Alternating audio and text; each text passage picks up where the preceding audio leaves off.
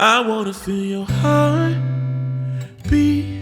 Wanna feel your heart beat, Lord. Let me get closer so I can feel your heart beat. Cause I wanna feel your heart. Need to feel your heart. Gotta feel your heart so I can follow your heart. Lord, let me get closer so I feel your heart. Oh, I wanna feel your heart. Hey everybody, welcome back to another episode of Live in the Studio. We are here today with KJ Scriven. What's up, man? What's up, guys? Super excited to be here with you today. We're so excited to have you. Yeah. I want to talk about how we met. Yeah, But sure. first, I want you to introduce yourself and tell people who you are and what you do. Yeah. I don't want to jump ahead. Yeah, no, that's fine. That's fine. I'm KJ Scriven. We were just joking about this off recording, off the red. I'm a multi-hyphenate. I'm a lot of things. I'm an artist. I'm a songwriter. I'm a pastor. I'm a worship leader. Most importantly, though, I'm a husband to Kyra and a very proud dad of two beautiful children, Allison and Grace, who is 7, and Xander Josiah, who is creeping up on 1.5. And so, Wow. And just started walking. He just skipped stumbling straight from crawling to running. So and so I'm like, man, that's right on brand. But yeah, that's I'm from Fayetteville, North Carolina originally.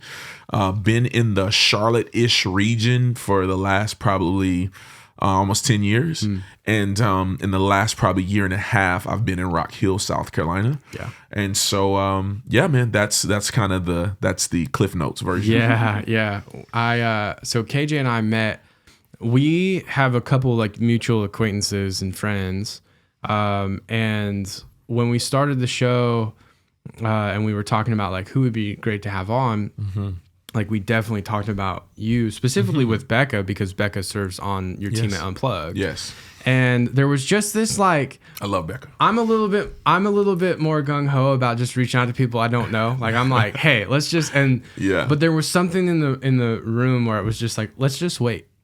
And I'm so glad we did, because if we didn't, it wouldn't have gone down how it did, which is I walked into a coffee shop on my birthday, and I wanted to reach out to you so much earlier, like so much earlier than that. And I remember going in to get coffee on my birthday, and you were there by yourself. Yeah. And on your way out, we ended up talking, and I didn't know you had seen. I don't know how did you end up familiar with the content? Yeah, you guys had done a pod with one of my artist friends, and so they had posted it, and it might have actually been one of the. I think you do one with Becca. Yeah, I think you did one with Becca, and so I was following. I obviously followed her.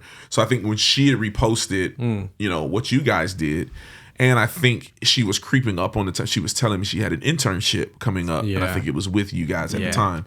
And so, and I think all of those little pieces, and to be honest with you, when she reposted it, I was just like, oh man, that's really good quality. That's like I was like, the audio quality sounds good, the video sounds really good, and the video looks really good, and I was like, oh, that's nice. And I think I just remember clipping. I was like, oh, they're here locally, and that was pretty much so.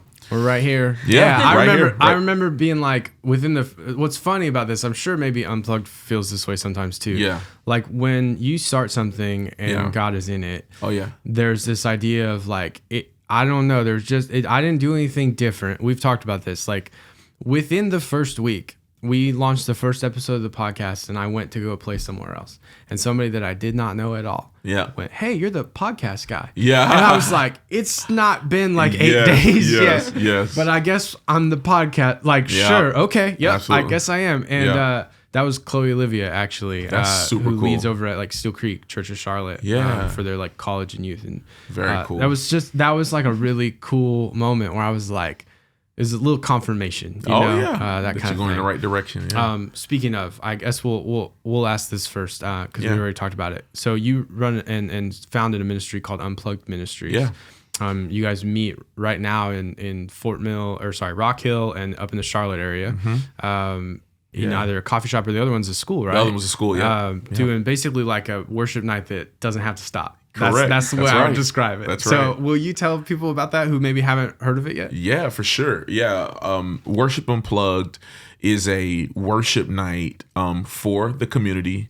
And the goal is a focus on Jesus and obviously unity. You know, we oftentimes separate ourselves over secondary issues, secondary theological issues, and all the above. But honestly, I think that was actually more of the like diversity of the event, like not just, you know, ethnic diversity, generational diversity, denominational diversity has blown my mind. Yeah. But that's actually more of a byproduct. Yeah. That wasn't even initially the original idea. The original thing, I was literally at the beach with my wife and another friend.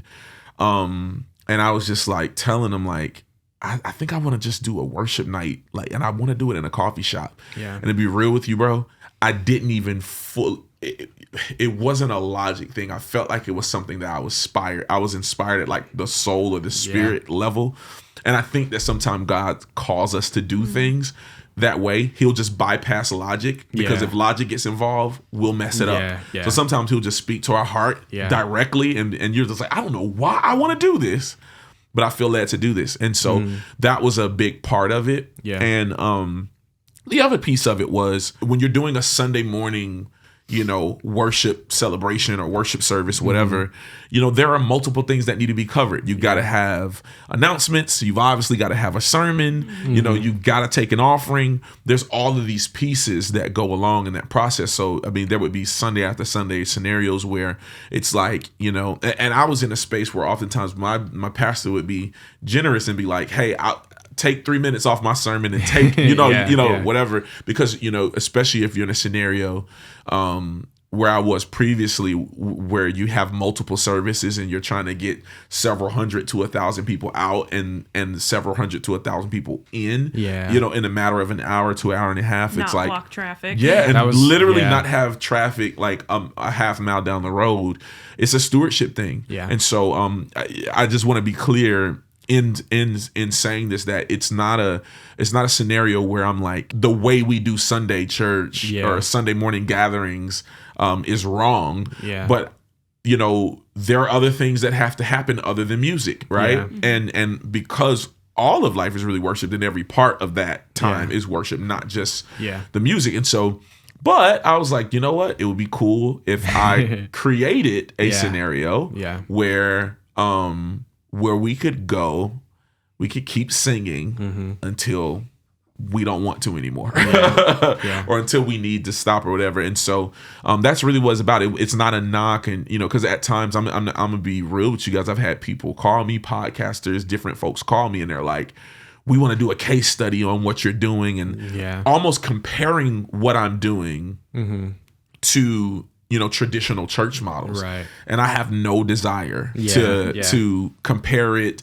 or say that it's better or it's worse. It's complementary to what is happening. And so, I just want to be, as I'm saying, this is what I wanted to do. I want to make sure I am not ragging saying everybody needs to do it this way. It is descriptive, not prescriptive, if that makes any sense. To me, like when I hear that, you know, because obviously like we've been a part of and on staff at churches for years as well. So like when we talk about time frame, like the way that I always kind of internalize it and try to voice it to team members is like, really it boils down to like a respect of what each other have been called to. And so like, you know, and a kind of an understanding of like what people receive when and a way of like, you know, when you are leading a worship set, and you stay within that time frame versus go over for next, you know, to a point where the sermon's 10 minutes. You just know that like the person on the other side of that is going to receive. Maybe they didn't think what I was called to do was very important, you know. And so I think in hearing you, I hear a lot of humility and respect in how you communicate it. It's awesome. And trying my best, man. It's honestly, I think a lot of people who, maybe would be like at different times can not understand what's going on there. I think it's actually a challenge and an inspirational way to think about, maybe I'm feeling this way because God's asking me to do something, to create with what I'm feeling. You know what I mean? Yeah. And instead of complaining, create. And and both of those things can exist at the same time. Awesome. You know, one other piece to my there's actually two other pieces to my motivation. One of them is a lot of times, again, as I mentioned earlier, our standards for what we will break fellowship over are sometimes quite thin. Yeah. And so anyway, I wanted to just create a scenario where, you know, if you ask most people would agree that Jesus's church is not just their local church. Right. That the body of Christ is what a lot of people will call the big C church. And I think we know that theologically or maybe theoretically. Yeah. But I don't think we operate that way. No. And sometimes we kind of get into our little bubble. Especially within you know, serving in a local church. Absolutely. You see yeah, I've totally seen that. We'll push our own brands and we'll push our own thing, and within that, and I don't necessarily think it's super intentional. Maybe it is for some people, but I just wanted to create a space where there's a quick reminder. Like we're not necessarily trying to make this another church. We're not trying to compete with other, no, this is a time. This is a parachurch scenario where all churches can come together from the region, and we can put those little secondary issues to the side and be like, you know what? Yeah. One thing that we do agree on is that Jesus is Lord. Yeah. Right. And so that's a part of it. And then the other piece is, I feel like oftentimes we develop systems in church, right, to help us better serve the people that are already there. Yeah.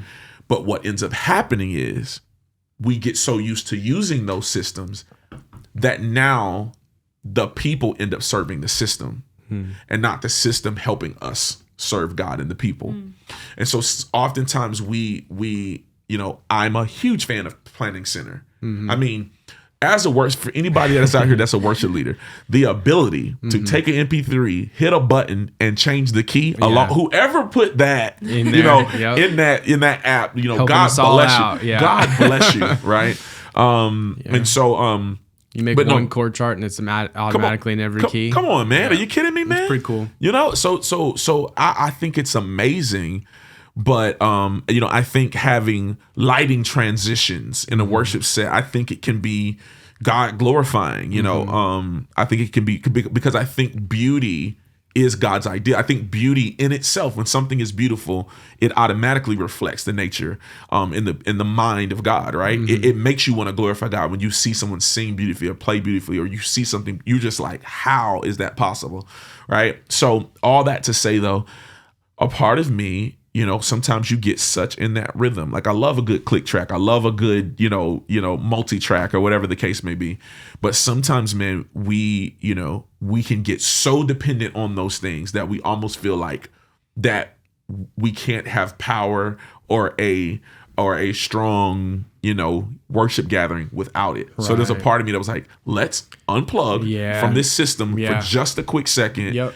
You know, and it's amazing though, like over time, this is something I've had to navigate because as things have grown, there's more things that we've needed. So when we first started Unplugged, it was you're plugging a couple more things in these days. Yes. It was 100 people. That. It was one thing. And then, you know, it turned to 200 people and a little over 200 people. And so now there's other aspects that we needed to add in, but it was by, I guess you could say, more to serve. And so there was a few things that we've added recently, even from a lighting perspective, and we were kind of like, and I was like nervous about that. And I was like, I don't want to get away from the heart of what I'm doing. From it, but also in the same, it's just amazing. I'm saying this to say, even as I'm doing what I'm doing, and I know I'm not the first one to do this in history.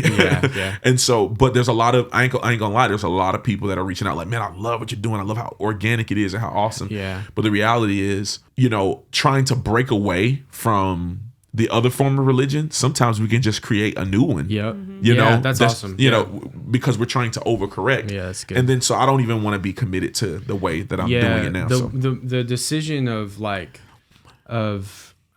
it being a certain way, like I don't remember if we talked about this or if I don't know, but there's there's this thought that I remember either hearing or thinking. It's hard to tell. Where it was like, doing what God told you to do yesterday does not mean that when you wake up the next day. Oh yes, that's still obedience. That's still obedience, right? Yes. And when we talk about like everything from like what does worship look like to you know, like am I in the right place right now? Like all those decisions, it's like as soon as we try to decide that a certain formula equals success, obedience, like all that, right? Like that's like, dude, that's when you get in trouble. It's like, oh no, that's when you get in trouble. Like, and so that's one of those basically things you marry the method. It's sort of like I guess like the best way that I've found is to pray into those leadings and then let go. You know, seriously. And at that point, it's like, it's not even ours to judge the results. Like it's so, in ministry, that's a very tough thing. Like, you look at what is in front of you and you do discern based on it. But ultimately it's like, you have to get to a place where that's not like, you're just praying into it, discerning, and then honestly like trusting that God will lead you in that. That's right. That's right direction. I want to ask you something a little bit more like just foundational, which is how did you get into music? Like originally, like way back. Take us back. Little KJ. Like, when did you start? Yeah, you know, it's funny. My mother was a worship leader, and my dad, a musician and songwriter. So my dad played keys and wrote, and he could sing too, for sure. And my mom led worship the night that her water broke. With me, literally, like led worship, sat down, and then her water broke. My sister and literally had to lead the service. 2 days ago. My sister was due 2 days ago. And literally, like in the service, sat down from leading worship, water broke, and went straight to the hospital. So, all that to say, it was like, you know, it is definitely in the blood for sure. Yeah. And so and there's all these stories of me as a kid. You know, my siblings and parents, you know, telling me how I would lay down and kind of have my arms like this, and I'm like banging my head on my arms to a tempo and singing songs that my dad's band would sing. And so, you know, it started really early. But I remember one of the moments where I felt like, okay, I think I have something here. I remember, you know, I was probably 8 or 9 maybe, and had, you know, you remember you used to have the cassette tapes that had, you know, you could record on you had a record button, so you record onto the cassette. So I started, I didn't know, because my dad wrote songs, I just thought that's what artists do. I didn't know that it was like a unique ability. You were around it a lot. I was just around it. I didn't know that was something that was special. I just thought that was like very normal. And so I think I wrote a song, and I had 2 of the tape recorders, and then I would just put one in, record my first take on that one, switch the tapes, play that recording back, and sing along with the other one. How old? I was probably 8 or 9. Okay, wow. And then I started, and I just kept switching them until I was able to just dub and do. And so I literally had a whole song framework, and with like harmonies and the choruses and all that stuff. So I brought it in my parents' room, and I was like, hey, check this out. And they just like, the look that they gave each other, like I'll never forget. They're like under their covers, I think, on like a Saturday morning, and they just looked at each other like what the heck? And I just remember that look. I was like, what? And they said, KJ, they said, who is that singing with you? I said, that's me. They said, you wrote that? I said, yeah. And okay, how did you record yourself? And then I was just like, oh, well, and I just explained what and they looked at each other again like, who is this kid? You know, kind of deal. Yeah. And so that was that was the moment where I knew, I was like, okay, this must not be normal. Yeah. And so over the course of time, once I got into like middle school, high school, I was straight sports head, loved basketball. So I didn't really even show when I was like in school. It was very rare. People would be shocked when they found out I could sing. Yeah. So that wasn't something I really like put out there. But I did that, and then really just had aspirations of like playing basketball and going with that. Stopped playing ball freshman year of college, seriously that is, and then was a business major, went through school. So just all through that time, I never really did music like seriously. You're how old now? I'm 36. 36 now. Yep. Yeah. And so around 2020, 23, my senior year, the Lord sent a lady at my church and was like, hey, I've been having this dream about you, that sort of deal.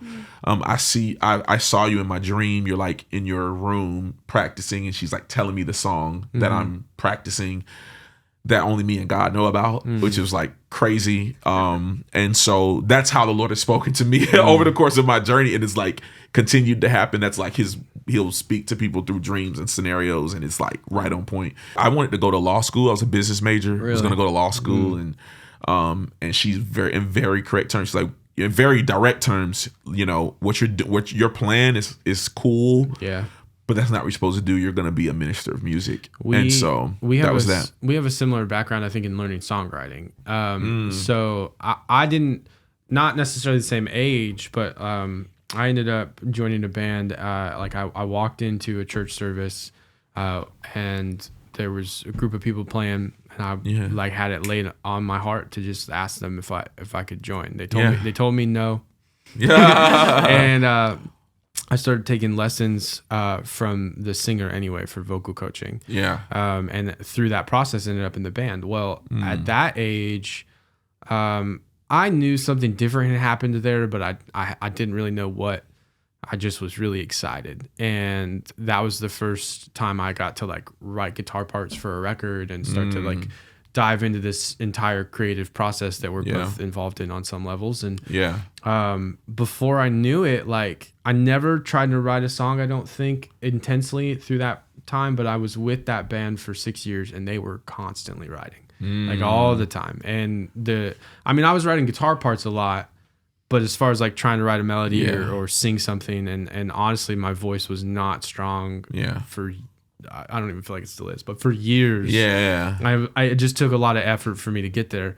But before I knew it, like 5-6 years in, right at the tail end, I started trying to write, and like it just busted out, and I was writing all the time, couldn't stop, and before I knew it, and I'm like, I don't even know, like it's not like a skill I picked up. If anything, obviously I think the Lord gave me that gift, but more than that, like, or not more than that, but in addition to that, like a lot of it was, I was just around it and I didn't even think about it for years. And that's what I was trying to tell, like, I think younger people who are coming up, like just being around what you're around now will lead to things in the future that you won't believe me. Like, like they go, how do you write that song, or how do you do this, or how do you do that? I'm like, literally, I'm just going to echo back to like TK's episode. It was proximity. Like I was just around them for 5 years straight. All they did was write. All we did was play together.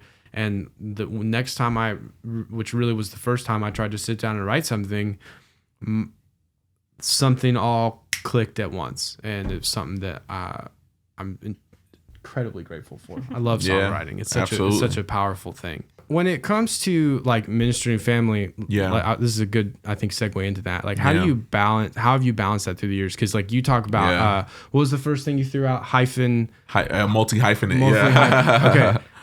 Like you do a lot of things, and you also have children, and you have a wife and family, and the balance of those things, how has that been through the years, and how, any insight to it, I guess? Absolutely. Well, it's a process, I think it's just like sanctification in your walk with Jesus. It's a process. And sometimes you slip and bump your head, and sometimes you don't get it right. And it's in those lessons where you're like, okay, I need to reprioritize. Yeah. And a part of that is a deeper rooted heart issue of why do I throw myself totally into this and not, have a better balance? A word I like to use, though, I think that is more apropos than balance, is the word rhythm. Because, just like, since we're talking music, within sometimes a song, or sometimes, within a set, right? Like you do a whole worship set, every song is not the same tempo, and every song is not the same rhythm. Right. One song might be 85 BPM, another one might be 110. Right. And one song might be a 4/4, and the other song might be 6/8. Yeah. Right. but it's all one set. Yeah. And I think life is the same way, especially like with family. Yeah. I think it's like you gain healthy rhythms. There are gonna be days, every day is not gonna look the same. Yeah. And there will be times or seasons where I travel for 3 days and I'm not at home at all. Yeah. And then there's, sometimes I'll get 5 days and I'm at home every day. Right. And I pick my daughter up from school and take her to school and do things and change diapers with my son and, whatever. And so what we do is I've learned to find healthy rhythms. Yeah. But that rhythm starts inside out. Yeah. Not outside in. Mm-hmm. And so the best way I can explain it is oftentimes it's not just about putting in a method or putting in a process and then hoping that fixes what's going on internally. But I think it's that we go to Jesus, we have conversations with our family, and we get to the root of our own internal health. Yeah. And once we learn how to get healthy inside and find contentment in Christ inwardly, then that informs the outside, right? Yeah. There's not a particular method, but what I have learned is this. This is what I have learned. That life doesn't get less busy. Nope. No. Yeah. Amen. You know what I mean? Especially once you start having children. Yeah. And not being intentional is intentional. Mm-hmm. And I've learned that if I don't set a hard boundary, if I don't set a hard day, a hard time, if I don't do it, time is not just going to show up. Mm-hmm. And so I've learned that like whatever I value, I make time for. Yeah. Mm-hmm. And that's been huge for me. Yeah. Ultimately your priority, like it's tough because I think especially when you feel like strong calling towards things in ministry, very rarely, at least in my life, have I ever felt called to do something and felt like it was less important than something else God asked me to do. Like it's not. I think what I end up recognizing is like no matter what I do, whatever I did first was basically in effect priority number one, and whatever I did second was priority number two, and whatever I did third, and so on and so forth. And so I think ultimately, like I guess I would say just biblically, like there are some things that are laid out as priorities, and I think that you know that, but sometimes it's tough to. Sometimes you're not even conscious of when you're making those choices. You're just like, oh, I have time for this now. But ultimately, it's God, and then wife and family, and then the things that got like, and then the studio or the worship team or the whatever it is, Absolutely. And for me, it's always kind of been trying to understand that even when I'm failing at that is the truth in my life. Right. That's right. And That's right. And honestly, I think being vulnerable with each other and apologizing. Yeah. Yes, that's right. My great grandparents were married 76 years. Wow. At their 75th wedding anniversary, they both were in relatively good health and had their wits about them. And my grandpa got asked, what is your advice for being married 75 years? And he just said, I'm sorry. Like that's all he said. He just said, I'm sorry. No, he just apologized to her right there. And it was one of those things where I look at that relationship in them and their marriage and both that, my grandparents and my parents, even just there's like a history of longevity in marriage in my family. And in watching them, really, I guess more than anything, it just encouraged me to believe in marriage, which I wish more young people did. I mean, we got married at 18. Yeah. We're coming up on 9 years. That's awesome. Which I think is something that truthfully, in terms of calling for me, I guess to music was something that happened earlier, although I'm sure, I guess from the Lord's perspective, they were all simultaneous, but in my life, like marriage and getting married was one of those first big things where like God put something on my heart and said, do this. And I had no clue how it was going to happen. I was like, people are going to tell us this is stupid. Absolutely. She's not going to want to marry me. Yeah. Let me just roll out the laundry list of reason why this is not going to happen or why, as much as I want it to, like I have no idea. And all I could do was pray at that time. And I literally just, I had to keep my mouth shut. I just felt very adamant in that way of like, I'd enter these conversations and it was like, no, you're not actually supposed to try to make it happen. Yeah. You're supposed to pray about it and let that's right. Let the Lord work out the details. That's right. And man, I'm so thankful for it. Congrats on 12 years, by the way. That's really cool. Thank you so much. That's really cool. So I want to talk about Man of Your Word. Okay, sure. So this is something that I purposefully did not ask you. I have questions about it, but more than anything, I want to kind of just open up the time and tell us about that process and how that came about. I've heard through the grapevine it was fairly unique and pretty cool. So it was just it is. It's so funny. I definitely think this is a Holy Spirit thing because the timing of the question because we just came off of how are you balancing family life balance and all that stuff. So this was in January of 2020. Okay. So remember, the pandemic hit 2 months right after that. And so January, this was MLK weekend. Okay. And so my wife and I and some of her extended family and their kids decided, hey, let's go to Atlanta during MLK weekend. Let's go to the MLK museum. Let's expose our children to that history and tell the story of that. And then in that process, let's spend some time together. So this, and for the record, historically, whenever I would take vacations, whenever, people would find out I was in town or something like that, oftentimes it would be like, hey, you want to come lead worship? Or, and so it ended up, vacations turned into workcations often. And, and that had its benefits. I'm not going to lie, that has benefits at times, but also had its drawbacks, right? Right. And so this was a vacation where I'm like, I'm going to this vacation and this is about my family. And I'm not going to let anybody deter me from that. And I'm trying to work on this balance, right? Yeah. And so we go there. I post in my stories when we're at the museum and Chandler, sees it and in my stories is like, dude, you in Atlanta? I was like, yeah. He was like, dude, Mav's doing a recording. It was either, he said tomorrow night. Mav is doing a recording tomorrow night.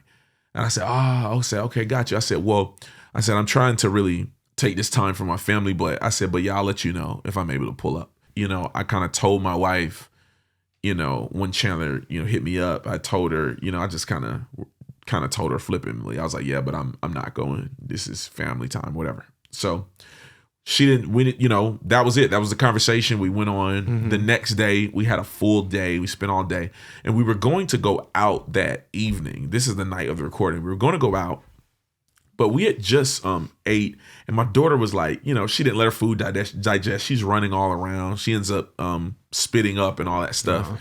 And so, and then we were just exhausted because we had been gone all day. We were going to go to dinner. Didn't end up going. So my wife says, babe, didn't Chandler say they have a recording? She was like, go ahead and go. And I was like, that is a trick. That is a trick question. I'm not biting it. No. I was like, no, I'm not. Nope. I'm not doing it. Because that was the whole, I'm like, I'm going to keep, no, I'm not doing it. And so she says, no, babe, I'm serious. Like, I'm not joking. I'm serious. Like, I think you would enjoy that. We're not doing anything here. We're not going out. So versus you just sitting around, like, go have fun. Those are your friends. Go do it. So she was sincere and like, go ahead and go. So I went ahead. I went, and I sat in the control room and just watched the recording. And literally, there's a video somewhere. But literally, while they're recording Promises, Chandler comes and takes a break because he had just recorded a song prior to that. He comes to the control room, kind of catching his breath and all that stuff. And he's tired. It's the second to last song of the night. And so he just had the idea just popped his head. He says, hey, what do you think about jumping on this last song with me?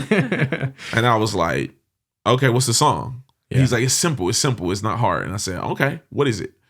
And so there's a video and you hear like, Naomi and Joel like going off on Promises in the background. And Chandler's like teaching the melody, teaching me the chorus and all of that stuff. And so he was like, I'll sing the first verse. Yeah. The second verse is the same verse. So are you like learning while it's happening? I'm learning while it's happening. Nice. Wow. So if you go back and listen again, you'll see, like, especially when we get to the bridge, he taught me the verse and the chorus. He didn't teach me the bridge. He's like, don't worry about it. I got the bridge.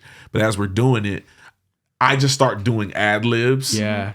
Because I didn't know it. Yeah. And so when he's like, you're present in every step, I'm just like, every step. Yeah. I just coming up with stuff because, like, just to, and that was fun. There was something kind of pure and cool about that. And then it just turned into this moment. So all of those sections, the I am who you say I am section, like, that was all spontaneous. The part where I say, I am what I am because the great I am speaks. So, like, that's all spontaneous. Those are just stuff we were coming up with in the moment. I watched it back. Really cool. I watched it back today. Yeah. And I did catch the first maybe minute. Yeah. I watched you and you're watching him. Yep. You were watching him like. And he literally points to me. And he literally points to me and says, go. Like, start. He's like, go. Yeah, I saw that. And I don't know if it's just because I decided to watch it with like a production. Yes. Like, I just was like, I watched it a little bit more, just like seeing what, like, just because. Yeah. And I remember thinking, like, as I watched it, like, I'm like, he's looking at Chandler like a lot. Yes. and then I watched like halfway through, this big old grin gets on your face. I was like, I got it now. Like he's home now. Yo, I got it now. So how did you know Chandler from before then? Yeah. So myself and a guy artist named Travis Green were youth pastors at a church in Charlotte. When I first moved here in probably 2012, and Chandler was like a teenager back then. Really? And so Chandler would literally like run Pro Presenter, and Chandler knew how to do graphics and stuff like that. Chandler was a creative guy. Yeah. And so he was like he wasn't even singing. Yeah.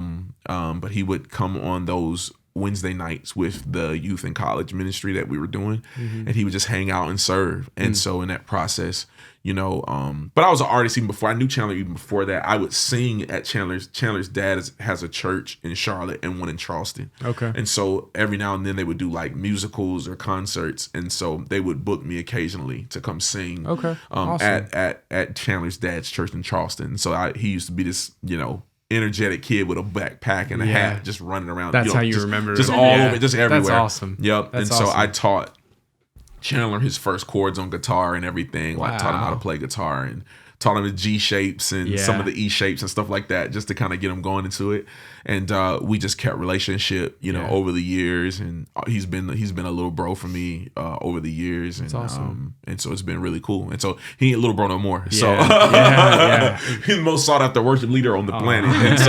And so but that's really cool to watch his journey and see who he's become. And to be honest with you, it's a lot, right? It's a lot to, we often talk about that sometimes there's like negative trauma, but sometimes there's a trauma with success. When you have meteoric, success and growth, you realize one day it's like, oh, going to the grocery store ain't the same thing anymore. Going out to get a pizza is not the same thing anymore. And I'm like, I was with him recently, like a month ago, and like just going to a restaurant and just going to a certain, like, he's not the same guy. He's the same guy, but he's not. Like, he's changed because other people around him have changed so much. And so I pray for him a lot. But man, he's Chandler's a good dude. Like, he loves his family. He's kept his head. And I'm really proud of him. That's awesome. That's awesome. When you look back on it, like, what's one of the more valuable pieces of that process? Like, when you look back and you're like, this is the thing that I took home from that is like, I love, like, that's awesome. I mean, for me, it was more that there is a beauty. First of all, there's a beauty to, and there's a power to gathering. There's something that we even see. There's an energy. There's a palatable thing when people gather together, right? And the scripture tells us to do that. And that's not just like, that's not just in large gatherings. It's also, I think that also includes smaller gatherings. But there's something, there's just something powerful about that. And then also, I just think, man, kind of what I said earlier in regard to, it's not always about, having $100,000 soundboard or having this or that. I mean, they were using the same mics that we're using here right now, Behringer X32. Maybe they had a preamp or two running through stuff, maybe.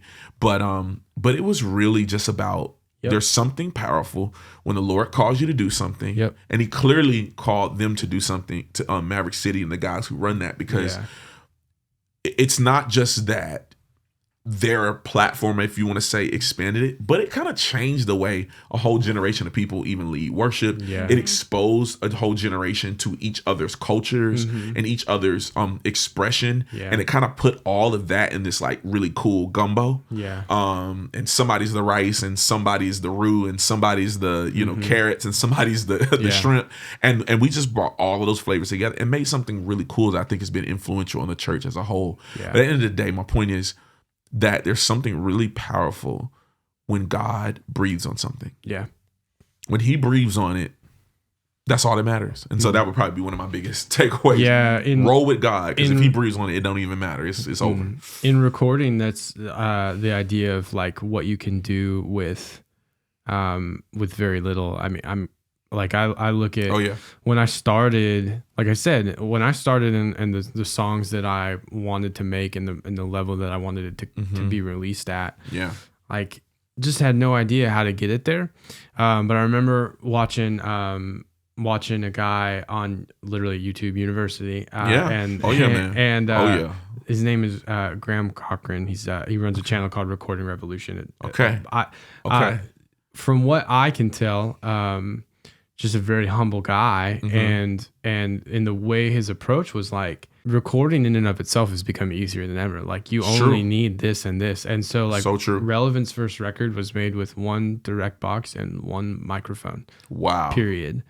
And that record, like, it was literally just that microphone actually right there. Retired now, kind of for the most part. And like, I remember when I started, I would have had no idea how to get it there. But the whole premise of like doing really anything in your calling or even just a goal you set for yourself, kind of like, if all you focus on is the tools you don't have to get it done, you're missing the tools that you do have. That's right. And like that piece of it is like, okay, well, what do I have? How can I walk forward with it? And I think that not letting what I don't have stop me from doing, I think for both of us, it's as believers. So like, not letting what I don't have stop me from doing what I'm called to is like really just me putting excuses between me and what God's asked of me, you know? So let me ask you this, and we're running lower on time. So I'm going to wrap us with a couple questions here. Cool. We ask everybody this one, so I'm going to ask you this. Rapid fire. It is the branded question, if you will, which is, what does music mean to you, KJ? Oh, that's a great one.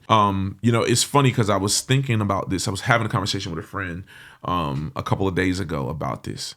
And music is such a powerful gift that the Lord has given us, I believe. Music often is the soundtrack of our lives. And I remember there's like songs that I don't listen to now, but there was a time and period based on where I was in life. There's about 3 of them that when I was in a really dark place, and it was like those were the songs. Those are just the ones I went to over and over and literally like lifted me. And then there's songs when there's, if you think about it, through every major milestone in life, there's always some sort of music that's around. I remember even my wife and I, when we were having my son most recently, we were like playing worship music in the delivery room, and oftentimes when there's a funeral, there's also songs of lament. When there's a graduation, there's, you know what I mean? There's some music there. When you're at a sports game, Green Day's Time of Your Life plays at like every graduation possible. Right? Like, when you're at a sports game, there's music there. When you're in church, there's music there. When you're at a coffee shop, there's always music in the background. If you just think about it, like almost everywhere you go, you almost have to be intentional to not have it happens eventually where you're in the car, you're like, just silence. Seriously. I mean, try to watch a film. You know, I mean, I was listening to an interview of somebody. It was Tessa Thompson. Creed 3 just came out. Okay. They were interviewing her, and she was talking about she didn't realize. I mean, she knew it was important, but she saw the film before the scoring and the mixing of the audio was done. And she she just could not believe how stark of a difference it was. So my point is, music is just like it's the soundtrack for our lives. It's everywhere. It's also the history, right? And so it's super important to me as well, because it's also special as an artist, as a music creator. Man, there's not many highs that are close to when you write a tune. Yeah. And you begin to sing the tune, and everyone in the room knows the song so well that they kind of take over the song, and they have their own special, unique, experience with that song. And in the same way that I've had in serious times, I mean, I've had multiple scenarios where people are like, I was thinking about calling it quits on life. And I listened to this song by you and I changed my mind. And it's like, it's those moments that are like, this is really why we do it. It's to inspire people. I look in the life of the Psalms, and I don't think at times that we consider the range of subject matters. Yeah. That the psalmist, which, it wasn't just David. Some of them were Asaph and others. Some of them like writers that are unknown. We don't know who wrote them. But just in the life of David, right? There were songs that he wrote where he's like Psalm 34, where he's just like, I will bless the Lord at all times, and his praise will continually be in my mouth, right? And he's like, come magnify the Lord with me. Let's exalt his name together. So he's like inviting other people. It's congregational. And then there are songs where he's like Psalm 51. He was like, he just blew it in every way imaginable to blow it. And he's like, and so he writes this song of repentance that is very personal and very like, God, I have sinned against you and you alone. I am begging you, please don't take your Holy Spirit away from me. And then he has times where he's just like, he's mad. Yep. He's hot and he wants revenge. And he's like talking to God honestly about that revenge, but through a song. He's just like, I want their children to get hurt. He's going deep on this thing. I'm like, sheesh. But he's being honest. Yeah. And so I feel like it's such a, there's times in his life where he's like, God, I'm going to keep it real with you. I feel like I've been being faithful to you. I've been serving you, doing the right thing. And why does it seem like the people who are evil and don't have good intentions, why does it feel like they're the ones prospering? What is this about? Like, did I wash my hands for nothing? Did I repent for nothing? That sort of deal. So my point is, there's such a range of subject matters that we see just in the Psalms. And I think it's interesting that the Psalms, out of all the books, the Psalms is the largest book in the Bible by like 100 chapters, right? By a long shot. Yeah. Like, it's not even 150 chapters. It's not even close. The next book. And so that's a lot of singing. That's a lot of expression, right, through song. And so what does it mean to me? There's it even through the scripture, we see that it's a space and an opportunity for us to express a wide range of emotions and feelings to God. And God is like, bring them all. Yep. From the praise to the lament to the anger to the disappointment, bring all of them, right? Yeah. And then we see, I'm gonna do this like in a minute.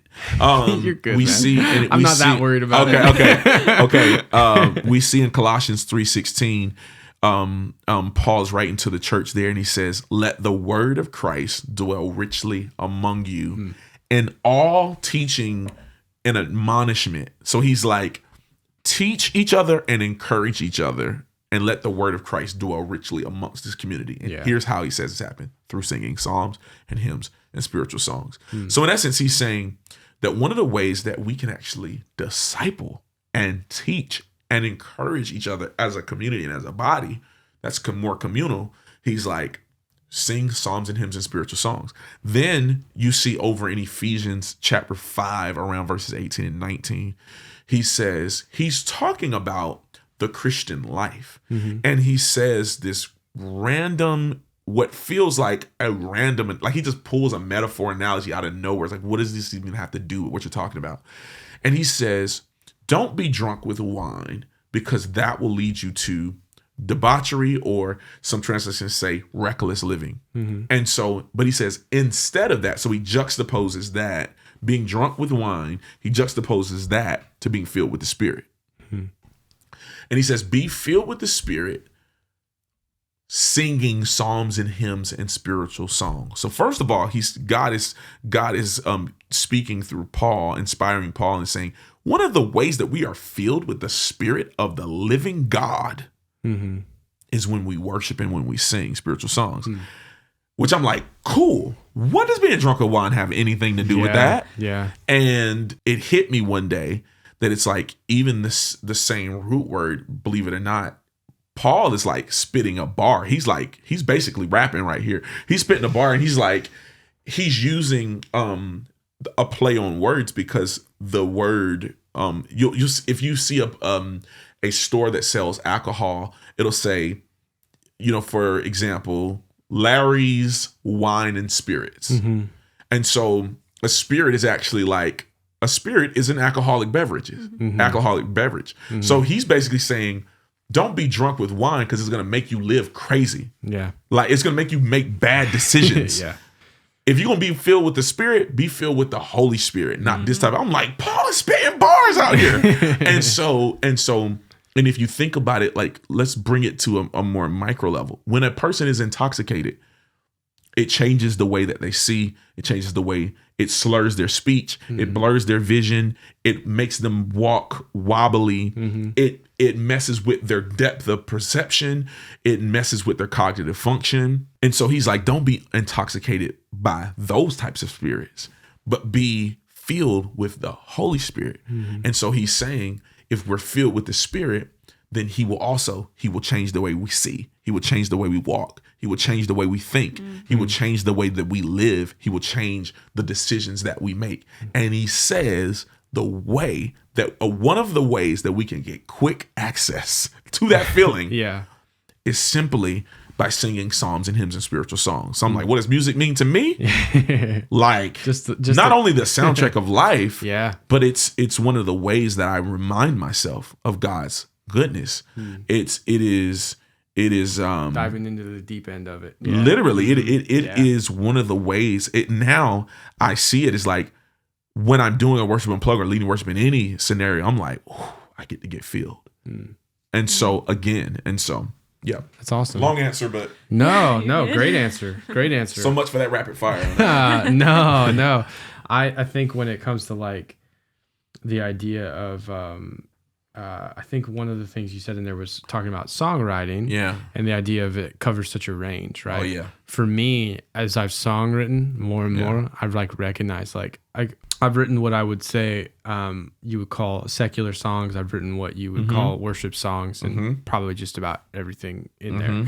And at a certain point in that process, I had a recognition of like, either through me like I don't mean like a song submission, but like either through submitting to the Lord and those things that I was writing on, or through just outright like inspiration from the Lord, like God has had a hand on every song. That's and like that was one of the things that when you said that, it really resonated, because you read it and it's sort of like they picked up somebody's songwriting journal and just like dropped it smack in the center of the Bible. Literally. Let's not get into the Song of Songs or Song of Solomon. Yeah. Good gracious. That idea for me really stands out. I mean, and even down to, man, like, I've, a habit or rhythm that my wife and I try to get into is like, as we're kind of getting going in our day, just like letting some music go to start, like, let's start off with this atmosphere in this home today. Yeah. And I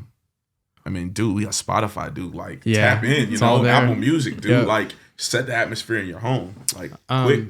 What's a piece of advice you'd give to a young worship leader in today's world? Ooh, that's a good one. Okay. Ooh, so many things. So many things. Okay. First of all, I was thinking, even as you were speaking earlier, about personal worship. Mm-hmm. I would encourage that. I would encourage, to not let your greatest moments be always when there's an audience. Mm. And I think what translates to powerful public worship leading is private worship. And to be honest, sometimes, especially when you do it, if you want to say professionally or as a vocation, it's very easy to lose that because you're always spending your time doing that, always spending your time working on that. So it's just very easy for that to happen. One of the other things that I would say too is to enjoy the journey. Because that's exactly what this is. And here's what I mean by enjoying the journey. I think for all of us, right, we have those first initial songs or those first things that we write, or we look back at our early worship leadings and things that we would say or things that we believed about worship leading, and goodness, and we were just kind of like, that is awful. What was I thinking? But man, sometimes, flashbacks, as you say. Right? Literally, what was I thinking? And so within that, though, it's like that's a part of the process. Sometimes you gotta put your 10,000 hours in. Sometimes, right? I mean, it's okay to be terrible for a little bit, because and appreciate those times. In essence, despise not the small beginnings. And so don't. That's a big thing. Thirdly, oh my God, run as fast and as hard as you can away from comparison. If you want to reference someone that you respect because you're like, man, I love their heart, I love how they approach things, I love their creativity. If you're approaching it from that perspective as if you've got something to learn, heck yeah, do that. Yeah. But if you're comparing yourself in any sense, like either way, right, whether the comparison only does two things. It either leads you to pride or it leads you to despair. And so and both of those things, pride and despair, are both rooted in insecurity. Yeah. And so oftentimes, the reality is pride is merely a fortress that insecurity is hiding behind. And that's what we do. But despair is also pride. Yeah. It's just inferior pride. Yeah. And so the reality is, I know for some people that are young and just getting started or whatever in the process, they get very, very, very, very, very anxious. Don't let the enemy fool you. So the reality is this: whether it's inferior or superior, pride is simply just thinking about yourself a whole bunch. And so sometimes we think that we're humble. We think that, I just appreciate this opportunity so much that I'm worried about myself. I'm worried about my hair. I'm worried about my makeup. I'm worried about, what does my outfit look like? And what do I sound like? Do they think I'm smart? Do I, that is the enemy making you think about yourself the whole time. And the most powerful worship leaders are people who are cognizant of the room and tapped in to God's presence. And so I would tell a young worship leader, real humility is not thinking less of yourself. Yeah. It's just thinking of yourself less often. Don't let fear and anxiety tranquilize your process, your growth process, right? Yeah. So, I mean, oh my gosh, so many things. There's more. Trust me, there's more. But I'll stop there for now. But trust me, there's a lot more. That's right. Okay. I'm gonna close this here. Okay. I want to ask you about the song you're gonna do today, though. Oh. Yeah. Okay. Great. We're gonna close with that. Okay. Yeah. I think I'm gonna go with Heartbeat today. Oh, I'm so excited for this. I'm so excited for this. I don't know if I've done like an acoustic version. I've primarily done this is a great song. A version from keys and a version like with full band, and so I've or full production. So this will be a Patterson Recordings experience. Exclusive. You know what I'm saying? Yeah. So yeah, but I think because I also think the concept of the song is like you know, I've thought to myself before, what's God's love language? You know, I think about in my relationships, my wife's love language is quality time. And so sometimes I would end up watching shows I have no interest in. You know, one of them back in the day, my favorite go-tos was She Like Duck Dynasty. Okay. And I was just like, what are we watching? And then I find myself over time, I'm like, I know the characters and I'm into it and it's funny and I find myself laughing. But that's because as I've gotten to proximity to her, then I begin to love the things that she loves. And I think it's the same way in our relationship with God. It's like, all right, God, let me get so close to your heart, not so that I can just get stuff from you, but that I can begin to love the things that you love, that I can have compassion for the things that you have compassion for. That's awesome. Let me catch the rhythm of your heartbeat. So how did the because so that live recording to me, like one of it's a powerful recording. I know that maybe not everybody thinks about it that way, but as I'm listening to it, it sounds like at the same time there's so much going on and there's also so little going on because it's literally it's just the piano and you. That piano, who played the piano part? It's a guy named Greg Cox. Okay. A guy named Greg Cox. Yeah, I know of him. Yes. So I haven't met him, although I hope to, Greg. Yeah. If you ever want to come on the show. Absolutely. But so I told you I joined that band. Yes. Sarah and Michael Bowman were the people that led that band, and they had a guy named Henry Galat. Who came and played violin. Yes. And I believe Henry lived near Greg. That's right. Yeah. Yep. They were like neighbors. This is how small of a world it has been. And that's so cool. That's one of those things where so he's the one that played that piano part. That's awesome. So correct. How did that recording come together? Was that live at a church? Or Yes. That was we did it during COVID when there was no audience. Okay. And so it was actually, that was just a regular church service. And my pastor at the time had a message that was kind of similar to that, like being on mission, you know, being aligned with the heart of God. And we were like, oh, this would be a really good response song. Okay. And so at the time, again, it was like no audience in this auditorium that, you know, sits almost 1,200 people. Nobody in there but the production teams and us. And it was really, really, really powerful. And we just we multi-tracked all the services anyway. So I was like, let's see if we can keep that. And so my good friend Matt Barker, what's up, Matt? If you're listening out there, Matt Barker mixed it down and all of that. And so and we got a really good clean take of it. It's a beautiful arrangement and song. Thank you. The piano playing for me, I'm like listening to what's going on. I'm like, wow, this is insane. Yeah, it's incredible. And the honestly, like all the falsetto work in that for you too. Yeah. Just like all of it. It's very complex musically if you actually listen to it. Absolutely. So very, very cool. Thank you so much. KJ, man, we have so loved having you here. Absolutely. I'm so excited to hear the song. And I guess just before we close, is there any thing you would like to shout out or direct people towards? Because I know I've heard different things. I heard you played a song that nobody's heard it Unplugged. I did. I wasn't sure what. So is there a social media or somewhere you want to shout out? Absolutely. Yeah. So obviously you get all of my social media stuff is KJ Scriven, Twitter, Facebook, Instagram. I'm mostly on Instagram, but it's just KJ Scriven, KJSCRIV like Victor EN. And also follow the Worship Unplugged pages. We have one on primarily Instagram and we have one on Facebook, but it's just Unplugged Ministries. And our website is the same, unpluggedministries.com. So if you want to stay up to date, because oftentimes, you know, to be honest, the Lord has been like really awesome and gracious, and we keep changing venues because we keep kind of packing them out, and I'm really grateful for that. I will give a hint to this.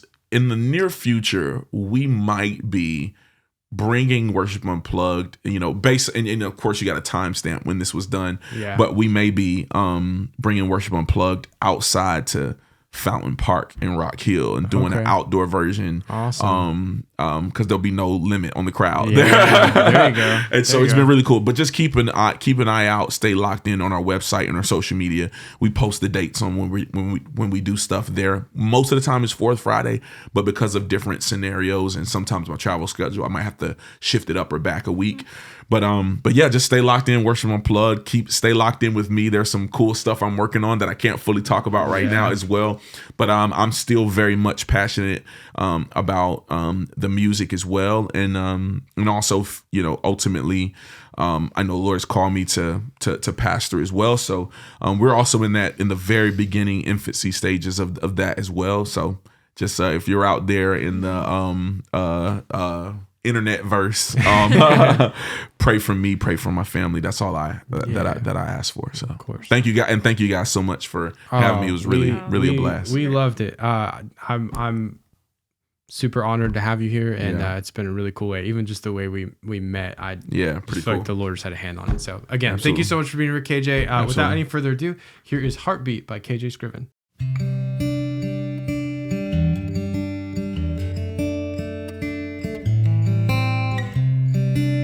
I